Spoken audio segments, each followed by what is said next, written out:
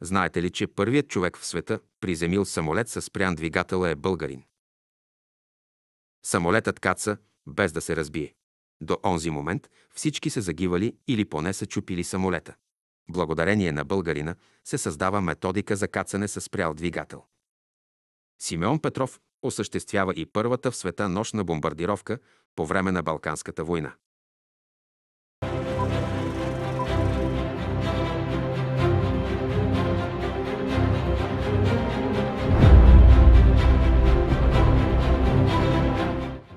Той прави и първото в света разузнаване и бомбардиране над противникова столица Цариград.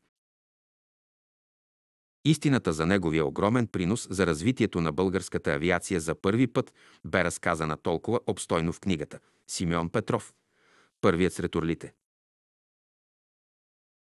Тя е написана от сина на героя, Александър Петров, с допълнени факти и под редакцията на полковник професор Димитър Недялков.